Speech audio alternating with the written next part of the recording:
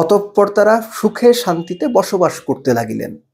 বিসিবির সম্মানিত বোর্ড সভাপতি ফারুক আহমেদ এবং সম্মানিত বোর্ড পরিচালক নাজমুল আবেদীন ফাহিমের যে দ্বন্দ্বের কথা গণমাধ্যমে প্রকাশ হয়েছে, সেটার আপাত সমাধান বোধহয় এরকম, অন্তত সিলেটে ফারুক আহমেদের কথার পর সেটাই মনে হচ্ছে যে সবকিছু মিলমিশ হয়ে গেছে, সবকিছু মিটে গেছে। অতঃপর তারা সুখে শান্তিতে বসবাস করবেন, রূপকথার গল্পের মতো যে ফিনিশিংটা হয় ওরকম। বাংলাদেশ ক্রিকেট একটা রূপকথাই বটে। এই যে ঘটনাগুলো আমরা জানলাম, শুনলাম, পড়লাম সারাদিন, তুমুল উত্তেজনা সব পর্যায়ে, এটা কি ভালো কোনো মেসেজ? বাংলাদেশ ক্রিকেট সম্পর্কে একজন দর্শক হিসেবে আপনার কাছে কি মেসেজ গেল? আপনি বাংলাদেশ ক্রিকেট সংশ্লিষ্ট মানুষ, যারা ক্রিকেটের হর্তাকর্তা, তাদের সম্পর্কে আপনি কি ভাবলেন? এগুলো নিয়ে কেউ কেয়ার করে না। এই যে ঘটনাগুলো বারংবার সামনে আসছে, আজকে নাজমুল আবেদীন ফাহিমের সঙ্গে বোর্ড সভাপতির দ্বন্দ্বের খবর বের হয়ে পড়ে। দুদিন আগে আমরা শুনলাম কি বোর্ড সভাপতির সঙ্গে সম্মানিত যুব এবং ক্রীড়া মন্ত্রণালয়ের উপদেষ্টা মহোদয়ের যে প্রেস সেক্রেটারি বা সামথিং, তিনি বোধহয় অশালীন আচরণ করেছেন, এরকম একটা খবর বেরিয়ে পড়লো। এই যে ঘটনাগুলো ঘটছে, এগুলো কি ভালো হচ্ছে? বাংলাদেশ ক্রিকেটের ভাবমূর্তির জন্য ঠিকঠাক আছে মনে হয় আপনাদের? ফারুক আহমেদ নাজমুল আবেদীন ফাহিমকে কি বলেছিলেন, যেটা গণমাধ্যমে খবর বেরিয়েছে, ইউ অ্যাক্ট লাইক ফানি, আসেন বোর্ড প্রেসিডেন্ট বানাই দিই। এই যে কথা বলা এবং সেই কথা গণমাধ্যমে চলে আসা, এবং এই কথা যে ফারুক আহমেদ বলেননি সেটা কিন্তু তিনি একবারও বলেন আমি এই কথা বলিনি।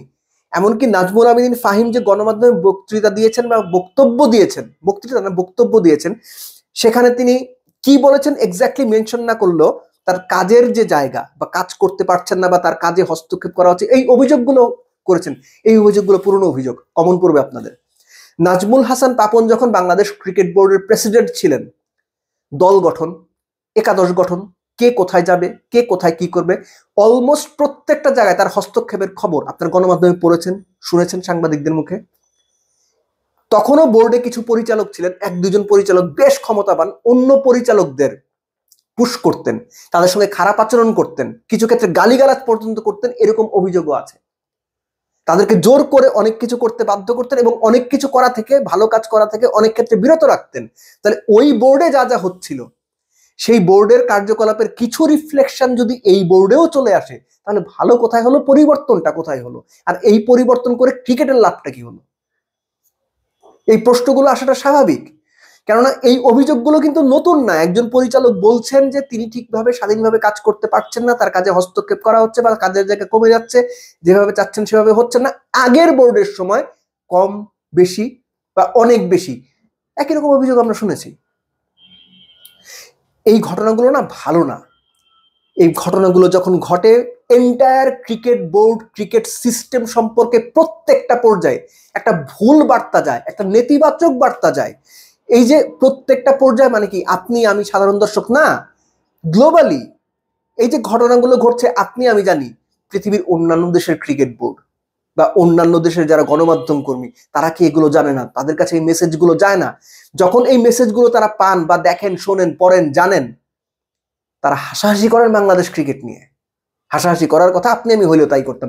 এই যে ঘটনাগুলো ঘটছে দিনের পর দিন, গত কয়েকদিন ধরে অনেক কিছু সামনে আসছে, দর্শক হিসেবে একবারের জন্য আপনি চিন্তা করেন তো, আপনি যখন এগুলো শোনেন, জানেন, পড়েন, দেখেন, দর্শক হিসেবে বাংলাদেশ ক্রিকেটটা যারা চালাচ্ছেন তাদের সম্পর্কে আপনার কি খুব উঁচু মানের ধারণা হয়, নাকি আপনি মুখ টিপে মুচকি হাসেন, নাকি হো হো করে হাসেন, নাকি কিছু ক্ষেত্রে এই হাসি খুশি সবকিছু বাদ দিয়েও তাদের উপর আপনি বিরক্ত হন? আপনি নিজেকে একটু জিজ্ঞেস করেন। সো এই জন্যই বললাম যে এই যে ঘটনাগুলো ঘটে, এগুলো পুরো ক্রিকেট সিস্টেমটা সম্পর্কে নেতিবাচক বার্তা দেয়, এবং ক্রিকেট সিস্টেমটা যখন পেশাদারিত্বের সঙ্গে চালানো যাচ্ছে না বা যারা চালাচ্ছেন তারা পেশাদারিত্ব মেনটেন করছেন না, এরকম ঘটনা প্রবাহের কারণেই সেগুলো বারংবার সামনে আসে এবং বাংলাদেশ ক্রিকেটের প্রফেশনালিজম সম্পর্কে বড় প্রশ্ন তুলে দেয়। এই প্রশ্ন যত কম উঠবে বাংলাদেশ ক্রিকেটের জন্য ততই ভালো। সবসময় একটা কথা বলি, অনেকবার বলেছি, বাংলাদেশ ক্রিকেটে খেলার চাইতে ধুলা বেশি। এই ধুলা এমন ভাবে সামটাইমস ওড়ে না যে চোখে মুখে নাকে গিয়ে দম নেওয়া কষ্ট হয়ে যায়। তো বাংলাদেশে সামটাইমস ক্রিকেট সিস্টেমে এই ঘটনাগুলো ঘটে। এই যে পুরো একটা দিন গেল এমন একটা ব্যাপার নিয়ে, যারা ক্রিকেট সংশ্লিষ্ট মানুষ আছেন, ক্রিকেট ভক্ত, ক্রিকেট সংগঠক, ক্রিকেট প্লেয়ার, ক্রিকেট সাংবাদিক, সবার মধ্যে কি একটা অস্থিরতা, কি একটা ঘটনা সকাল থেকে শুরু হয়ে গেছে। এগুলো মোটেও ভালো না। এগুলো যত কম করা যাবে, যত কম হবে, ক্রিকেটটা তত ভালো চলবে।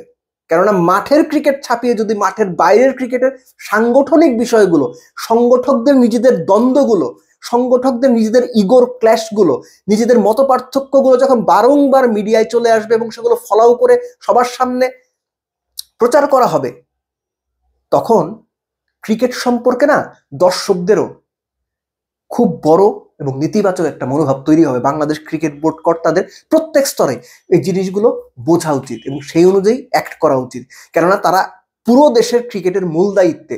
আমি কি বলছি, একজন সাধারণ দর্শক কি বলছে, একজন প্লেয়ার কি বলছে, এর সবকিছু ছাপিয়ে যারা ক্রিকেটটা চালাচ্ছেন তাদের দায়িত্ব অনেক বেশি, তাদের কাজের পরিধিও অনেক বড়, তাদের কর্তব্য অনেক বড়। এগুলো মাথায় রেখে যদি তারা অ্যাক্ট করেন তাহলে সেটা ক্রিকেটের জন্য ভালো হয়। এর অন্যথা যদি হয় তাহলে এই যে এখন যে ঘটনাগুলো ঘটছে, এই ঘটনাগুলো বারবার ঘটতে থাকবে। আপনি 2 বছর আগে যা শুনেছেন, 5 বছর আগে যা শুনেছেন এবং এখনো এসে অলমোস্ট একই কথা শুনছেন। অর্থাৎ এই যে ক্রিকেট রানিং বা ক্রিকেট রান করার যে সিস্টেম, সেই সিস্টেমটার মধ্যেই বড় সড়ো গলদ রয়েছে। লাস্টলি একটা কথা বলে শেষ করব। হাথুরু সিংকে বিদায় করা হয়েছে। ক্রিকেট বোর্ডে কোচ আনা, কোচ বিদায়, ক্যাপ্টেন নিয়োগ দেওয়া, ক্যাপ্টেন বিদায় করা, ক্যাপ্টেনকে সরিয়ে দেওয়া, এই সিদ্ধান্তগুলো সাধারণভাবে বোর্ডের সদস্যরা আলোচনা করেই ঠিক করেন। আমি যতটুকু জানি, নাজমুল আবেদীন ফাহিম স্যার বলেছেন না যে তিনি ঠিকঠাক কাজ করতে পারছেন না বা তিনি যেভাবে চান সেভাবে পারছেন না, কিছু ক্ষেত্রে মনে হয় যে তার কাজের উপর হস্তক্ষেপ করা হচ্ছে। হাথুরু সিংহে যখন ফারানো হয়েছে, বোর্ডের প্রায় কোনো মেম্বারের সঙ্গে কোনো রকম আলোচনা কিন্তু হয় নাই, অথচ এত বড় একটা ইস্যু কোচ বিদায়ের মতো, সেটা আলোচনা করে নেওয়ার বাধ্যবাধকতা না থাকলেও এটার একটা অলিখিত নিয়ম আছে। নাজমুল হাসান পাপনের বোর্ডের সময় একই ঘটনা ঘটতো, কে কোচ হিসেবে আসবে, কে কি করবে, সব যেমন তিনি সিদ্ধান্ত নিতেন। বর্তমান প্রেক্ষাপটেও দেখা যাচ্ছে যে মোরলেস একই ধরনের ঘটনা ঘটার অভিযোগগুলো সামনে আসছে। এগুলো যত কম হবে তত ভালো, ক্রিকেটের জন্য তত মঙ্গল। আমরা সবাই যেন সমালোচনা, আলোচনা এগুলো থাকবে, সবসময় থাকবে, কিন্তু সবার আগে ক্রিকেট, এই জিনিসটা যেন আমাদের সবার মাথায় থাকে। কেননা ক্রিকেটটাই যদি ঠিকঠাক না চলে তাহলে এই বেঠিক বিষয়গুলো দিনের পর দিন সামনে আসতে থাকবে।